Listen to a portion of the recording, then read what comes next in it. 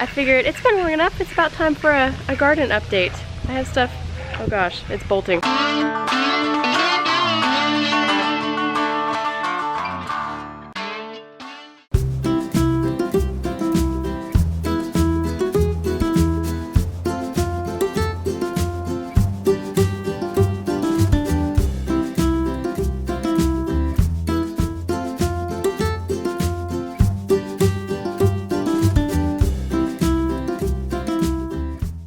Holy cow, it's really bright out here.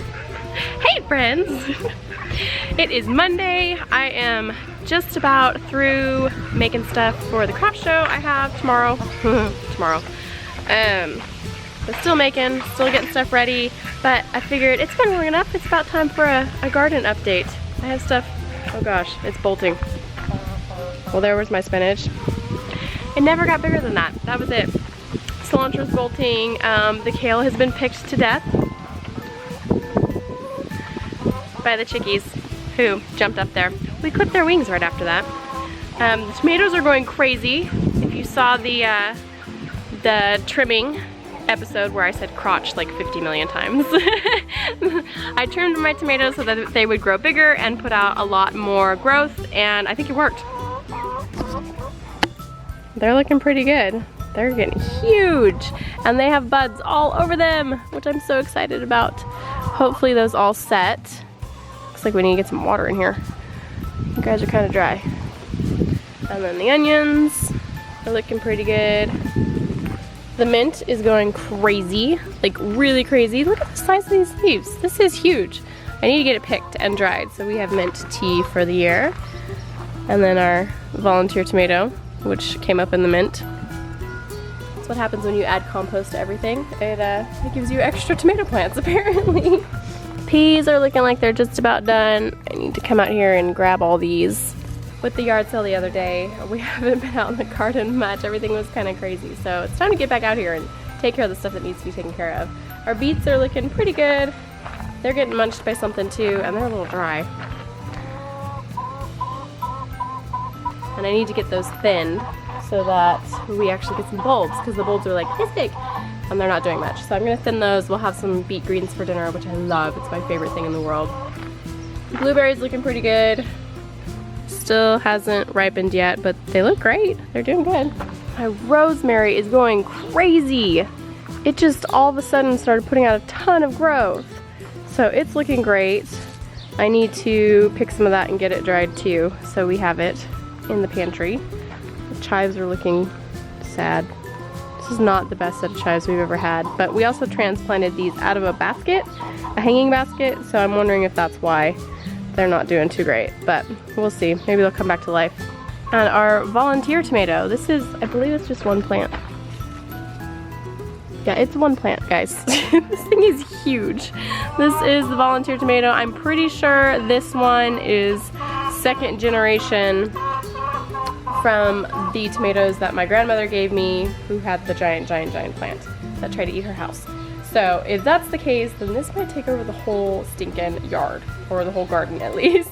Maybe this whole bed. It's gonna be huge if it follows suit.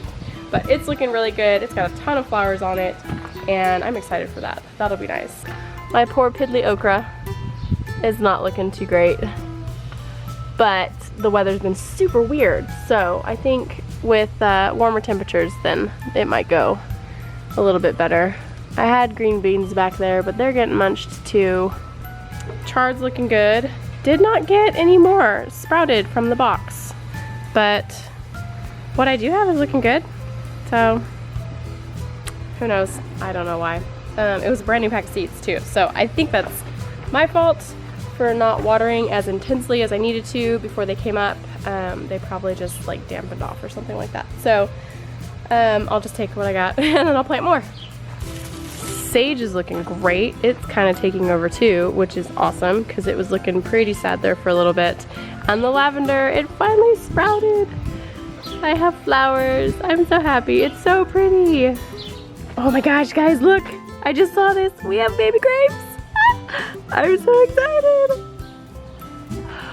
Oh, that makes me so happy. That's so cool. I did not see that. They were just the flowers the other day, and now we have tiny baby grapes. Yay! So hopefully most of those stick. Sometimes we lose a good portion of the bunch. Last year I think we lost about half of them, which is not terrible. We still got quite a few, and they were little, they were like this big. And they were good for eating like just with dinner or as a snack. So hopefully we get a lot to stick this year, and even if they're not any bigger, they're still tasty. They were super sweet last year, so that was good. So excited, yay, that makes me so happy. And now that it's filled out, it's really nice to come sit out here under the pergola with the grapes on it. And then my most favorite thing, the kids told me yesterday that, Mom, we have red cherries, can we eat them? And I said, no, not yet, because they're probably not ripe yet, and if I gave them permission to eat one, they'd eat them all. And I've yet to get one cherry off of this tree, but we do have red cherries. They're not completely done yet, but they're getting there.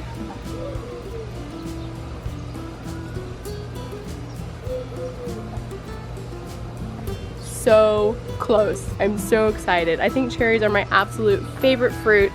I have a ton of good memories with cherries from growing up. My grandmother had trees, and I would sit and eat them.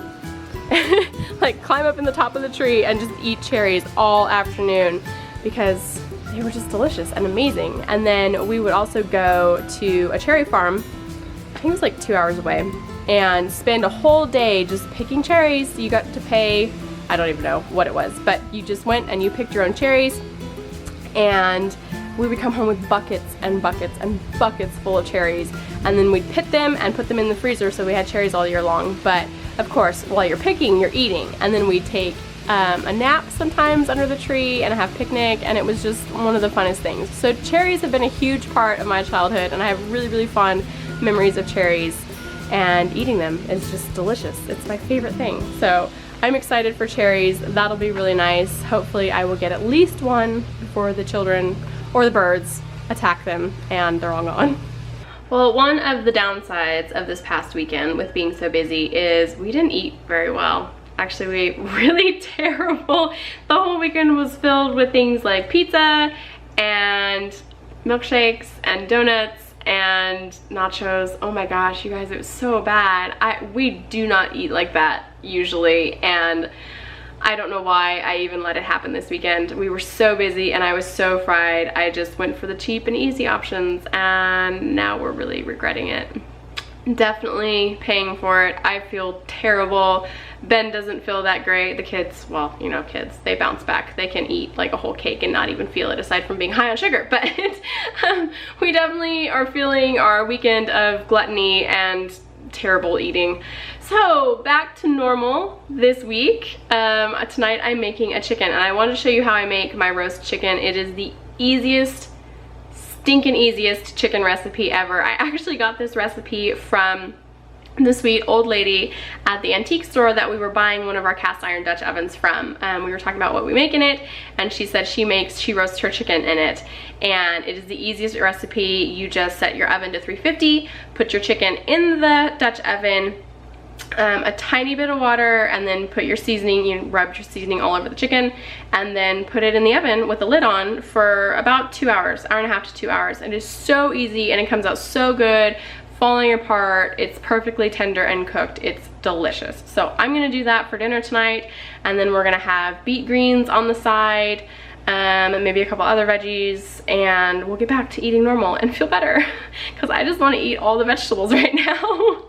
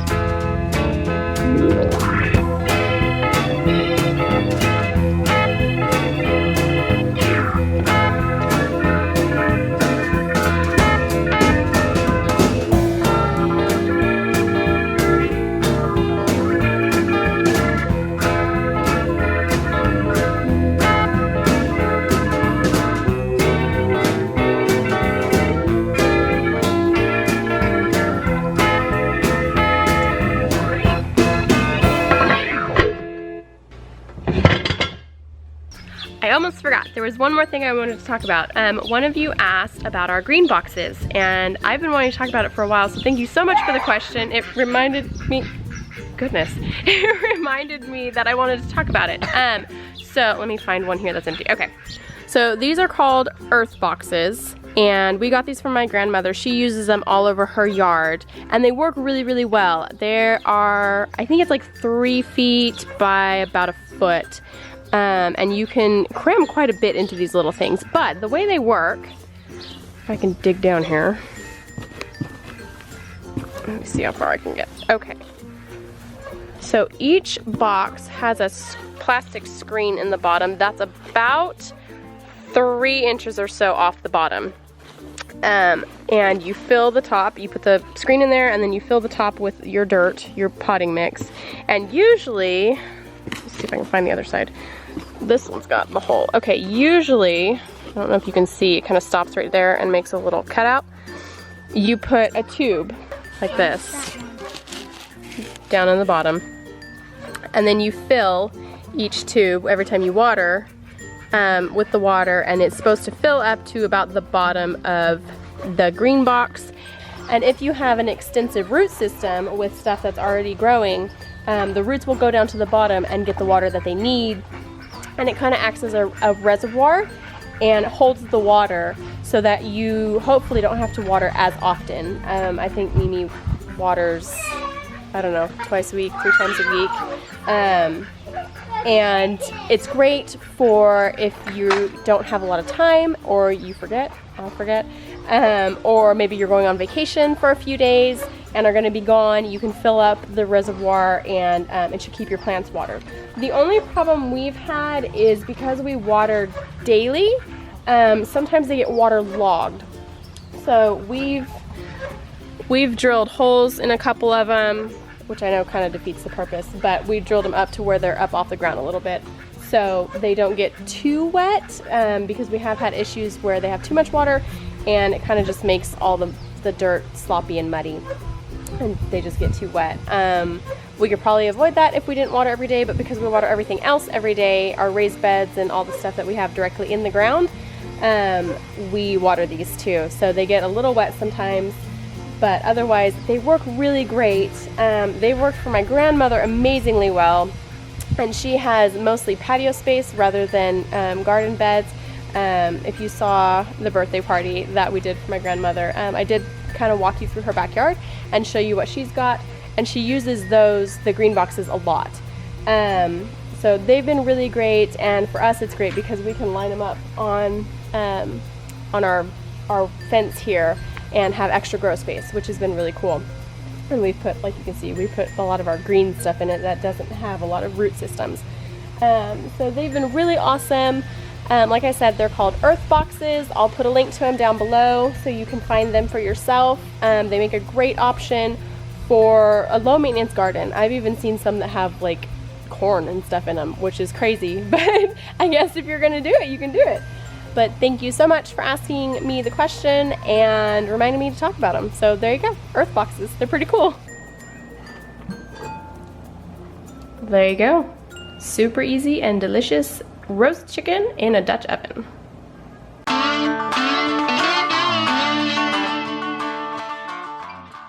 Are you guys in the tent? Are you in the teepee? Like, what are you doing? What are you doing in the teepee? You crazy birds. Girls are silly.